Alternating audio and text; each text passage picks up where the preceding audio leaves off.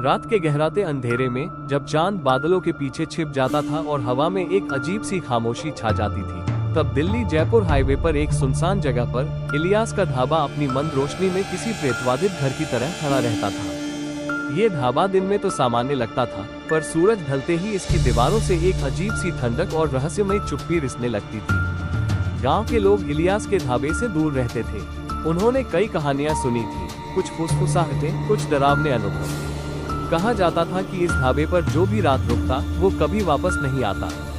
पर इन कहानियों को कौन मानता? शहर के पढ़े लिखे लोग इन्हें सिर्फ अंधविश्वास समझते थे। एक रात 4 दोस्त राहुल, समीर, प्रिया और नेहा जयपुर से दिल्ली लौट रहे थे। देर रात हो चुकी थी और उनकी गाड़ी का पेट्रोल लगभग खत्म होने वाला था। तभी उनकी नजर सड़क किनारे चमकती उस मंद रोशनी पर पड़ी। देखो, एक ढाबा, राहुल ने कहा। चलो वहीं रुकते हैं और पेट्रोल का इंतजाम करते हैं। प्रिया को कुछ अजीब सा लगा। ये जगह कुछ ठीक नहीं लग रही है। उसने कहा, मुझे एक अजीब सी बेचैनी हो रही है। अरे प्रिया, तुम भी ना, इतनी रात को और क्या मिलेगा? चलो, भूख भी लगी है, समीर ने कहा और राहुल ने गाड़ी ढाबे की ओर मोड़ दी। जैसे ही वे ढाबे के पास पहुंचे, एक ठंडी हवा का झोंका आया और ढाबे के बाहर टंगी लालटेन बुझ गई। ढाबा अब और भी अंधेरा और डरावना लग रहा था। अंदर से एक बूढ़े आदमी की आवाज आई, आइए आइए। देर रात के मुसाफिर। वो बूढ़ा आदमी इलियास, एक लंबी दाढ़ी और आंखों में एक अजीब सी चमक लिए बाहर आया।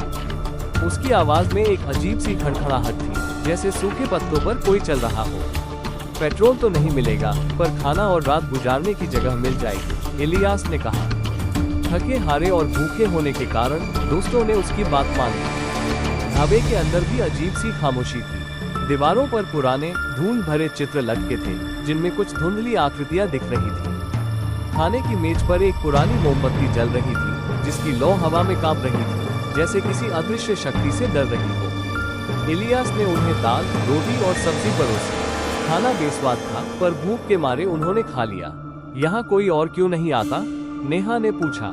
इलियास मुस्कुराया, एक ऐसी मुस्कान जो उसकी झुर्रियों से भरी चेहरे पर अजीब लग रही थी। यहाँ सब आते हैं, पर कुछ ठहर जाते हैं, उसने धीमी आवाज में कहा। उसकी आवाज में एक रहस्य था, एक ऐसी बात जो उनके रोंगटे खड़े कर गई। रात गहराती गई। समीर और राहुल ने तय किया कि वे गाड़ी में सोएंगे, जबकि प्रिया और नेहा ढाबे के अंदर कमरे में रुकेंगी। इलियास ने उन्हें एक छोटा सा कमरा दिखाया, जिसमें एक पुरानी चारपाई और एक खिड़की थी जो सुनसान हाईवे की ओर खुलती थी। जैसे ही प्रिया और नेहा कमरे में घुसी, उन्हें एक अजीब सी गंध महसूस हुई, जैसे पुरानी मिट्टी और कुछ सड़े हुए मांस की। नेहा ने खिड़की से बाहर झांका। बाहर घना अंधेरा था और दूर दूर तक कोई रोशनी नहीं दिख रही थी। अचानक उन्हें कमरे के कोने से एक फुसफुसाहट सुनाई दी। तुम भी आ गए हमारे साथ। प्रिया और नेहा डर गई। उन्होंने एक दूसरे को देखा। कौन है वहाँ? प्रिया ने कांपते हुए पूछा। फुसफुसाहट फिर आई, इस बार थोड़ी तेज। हम यहाँ हमेशा से हैं। कमरे में ठंडक बढ़ती जा रही थी। नेहा ने अपनी टॉर्च जलाई और कोने की ओर चमकाए। वहाँ कुछ नहीं था, पर उन्हें लगा जैसे कोई अदृश्य शक्ति उनके चारों ओर घूम रही थी। तभी खिड़की पर एक जोरदार खटखटाहट हुई। प्रिया और नेहा चीख पड़ी। उन्होंने देखा कि खिड़की के शीशे पर एक धुंधला सा चेहरा दिख रहा था, जिसकी आंखें काली और बेजान थी। वो चेहरा कुछ देर तक उन्हें घूरता रहा और फिर धीरे धीरे गायब हो गया। डर के मारे उनकी सांसें अटक गईं। उन्होंने तुरंत कमरे से बाहर भागने का फैसला किया। जैसे ही वे दरवाजे की ओर बढ़ी, दरवाजा अपने आप बंद हो गया। उन्होंने दरवाजे को खोलने की कोशिश की, पर वो टस से मस नहीं हुआ। बाहर राहुल और समीर गाड़ी में सो रहे थे। अचानक राहुल को एक ठंडी हवा महसूस हुई। उसने अपनी आंखें खोली और देखा कि इलियास ढाबे के दरवाजे पर खड़ा उन्हें घूर रहा था। उसकी आंखों में अब कोई चमक नहीं थी, सिर्फ एक खालीपन था। जागो, राहुल ने समीर को जगाया। कुछ ठीक नहीं है। तभी उन्हें ढाबे के अंदर से प्रिया और नेहा की चीखें सुनाई दी। वे तुरंत गाड़ी से बाहर निकले और ढाबे की ओर भागे। ढाबे का दरवाजा खुला था और अंदर घना अंधेरा था। जैसे ही वे अंदर घुसे, उन्हें एक अजीब सी गंध और भी तेज महसूस हुई। ढाबे के अंदर कोई नहीं था, न इलियास, न प्रिया, न नेहा। सिर्फ मेज पर जलती हुई मोमबत्ती थी, जिसकी लौ अब भी कांप रही थी। प्रिया, नेहा, राहुल ने आवाज लगाई। कोई जवाब नहीं आया। तभी उन्हें ढाबे के पीछे से एक धीमी आवाज सुनाई दी, जैसे कोई जमीन में कुछ घसीट रहा हो। वे उस आवाज की ओर बढ़े। ढाबे के पीछे एक छोटा सा कब्रिस्तान था जहाँ कुछ पुरानी टूटी हुई कब्रें थी। वहाँ इलियास एक ताज़ा कब्र खोद रहा था। उसके हाथ में एक फावड़ा था और उसके चेहरे पर एक भयानक मुस्कान थी। तुम भी आ गए मेरे नए मेहमान, उसने कहा। राहुल और समीर डर के मारे कांप गए।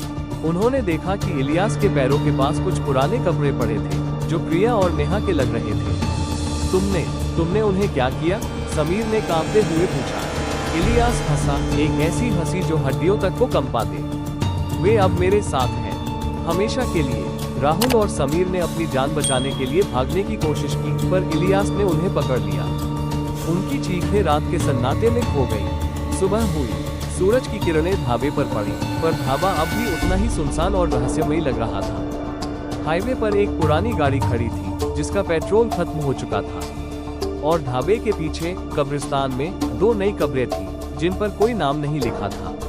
आज भी दिल्ली जयपुर हाईवे पर रात के अंधेरे में इलियास का ढाबा अपनी मंद रोशनी में किसी प्रेतवादित घर की तरह खड़ा रहता है, नए मुसाफिरों का इंतजार करता हुआ।